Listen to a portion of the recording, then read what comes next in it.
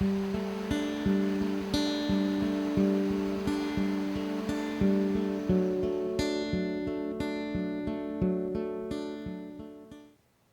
Hanak, or Hanukkah, how you want to pronounce it, it's up to yourself.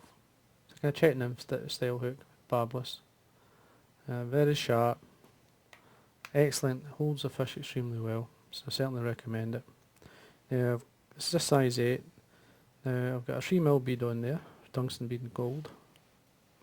Now I want to try and form a shape in the body, and to slightly build it up, what I'm going to do is add some more weight. In this case there's some lead foil, sticky back lead foil. And all I do is start at a point where I want it to taper up. Take it up to the tungsten bead itself, and then start to come back down. And then if you want, add a wee bit extra, start to come back up. And that there will help you form the shape that you're looking for. It's basically a taper. And you can rub it with the back of your nail, just to take away any blemishes in the lead itself. Now I want to use this really strong pink. This is Danville's Flymaster. It's a very good thread to use. As you can see, it's a real strong pink. It's more like a magenta. It's a flat thread. It's a 6/0 thread. And all I'm doing is going to start the thread at the front, and then I always like to put a layer of thread over the lead. Just go up and down a couple of times, basically securing it in, and then come back round. Take it round the bend to this point here. Now for a tail, you could use some pheasant tail, but in this case I'm just going to use, these are some of the big hackles from a Chinese neck, peacock neck, and it's just a natural brown, or a natural red as we'd call it. Take a few fibres off. Now you can exaggerate the tail. I like to just do that at times. Good length in the tail. Just a single turn or two to hold it, as you see. And then for the rib, I've got a medium copper wire here. I catch that on the side, full length of the body. And at this point, again, just take the thread up. What I'm doing here is just leveling everything out. Always looking at the taper of the body, because you need it to taper up. This nice sort of check nymph type shape. And then come back down. Making everything nice and secure. Now I've got some natural pheasant tail here. This is a deep brown, it's a nice dark coloured one. You want a few fibres off. Now I bring them 90 degrees from the stem, and the tips will line up. And once the tips line up, tear it off. Hold the ends, or the roots, it's the tips of the pheasant tail there. I do a single turn right round, and I basically pull the fibres in right towards the tips, and then tie them in and work your thread all the way back up the body. If you do it that way, you'll end up with a tapered fibre, and then you end up with a tapered body then, because the fibre will get thicker as you wind up. Stop it round about maybe 6mm or so from the bead.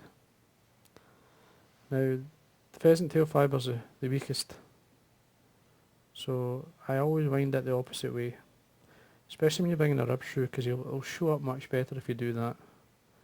And it obviously catches in more of the fibre, makes it much stronger. And then work your way up. And you'll see the taper forming as you go to get to this point here. Now keep a hold of the ends. Best to put maybe 3 to 4 turns, and then tighten up, because you're going against the turns and it'll want to unravel. Just basically make sure you've got it caught in before you let it go. Take away the waste, and then tidy up. The main part of the body is holding it together is the wire, and then you bring your wire up round about maybe 5 to 6 turns all the way up to this point here. Bring the thread up beside it. Nice 90-degree bend into the wire, and then secure it down. Take your thread right down, bend and break it off. The pink thread is only really for right at the very end. You'll see a wee touch of pink, and as the fly wears, the pink will come through even more, which I feel adds to the attraction of the fly. Now I'm going to put a thorax cover on this. Now the thorax cover is this Unipearl number 10. That's the widest. Basically tie it on the top and wind down. Then get yourself, this is a hare's ear dubbing. Basically I would say probably half is hare's ear, because there's not a lot of fibre comes off the hare's ear, and then the rest is a mix of squirrel, just to bulk it up a wee bit more. Just double into your thread. Don't have to be too tight with it, you can tighten up as you wind it on. I usually do is a good 2 or 3 turns in, and then take away what I don't want just now. Now I like to add a wee bit of pink. Now this is pink light bright, it's a kind of pearl light bright. Now just offer it onto the thread much like a dubbing. Just hold the anchor point of holding the material in your finger and then twist. You'll see it will go on itself, and then take it away, and then you slide it up, and then put in, you get at least 2 or 3 turns. Now at this point here, you can bring your thorax cover over. Now you only need a couple of turns to hold it.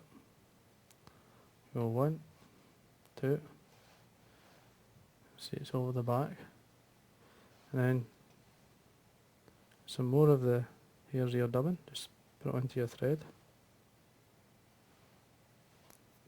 Ignore this at this point, slightly tighten that up, and then what I do is just wind it on, taking the thread through it, tightening it up,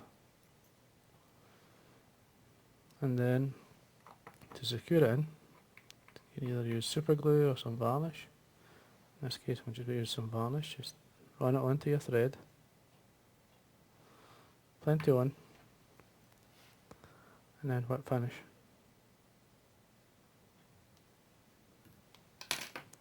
And that there is secure. Come up and take away your pearl. You want to bring out some of the fur, just from either side and underneath, just get some velcro, and there you are. There's your, basically your buggy type pattern. Now you can tie these as small as you want. There's one here, tied right down.